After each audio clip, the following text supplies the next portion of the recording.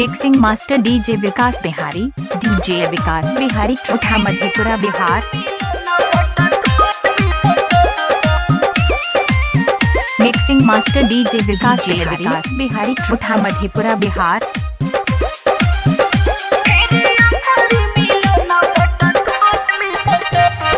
छोड़ में जे दीवाना तो हर के ना रहता, छोड़ में जे दीवाना तो हर के ना रहता, रातों दिन अखियों से लोहर बहता, कह गई तोरे खातिर अखियों से लोहर बहता। दोसरा के घरे हमर डोली जइतो, दोसरा के घरे हमर डोली जइतो, आखिर मिलन मटकोर में होतो, हेरे आखिर मिलन मटकोर में होतो। Mixing master DJ Vikas Bihari. DJ Vikas Bihari, Thutha, Madhepura, Bihar.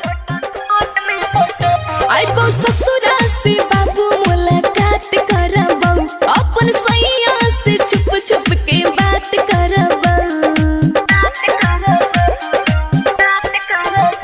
दैछे दिलाबा में दुख बारा भारी गे, मन कह रही छौ दियो जरल गाड़ी गे। जाने छियो धोखा तोरा जोर में होतो, जाने छियो धोखा तोरा जोर में होतो, आखिरी मिलन मटकोर में होतो, हेरे आखिरी मिलन मटकोर में होतो।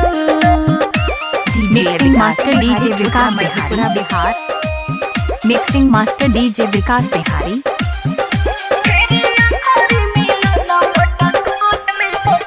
तोनी पूछे लाचारी छियो मजबूर, अभियो दिल से नहीं तोरा करे छियो दूर। बसे देबौ नहीं दोसर के घरा बागे, लाके खैबौ अंकित से जहरा बागे।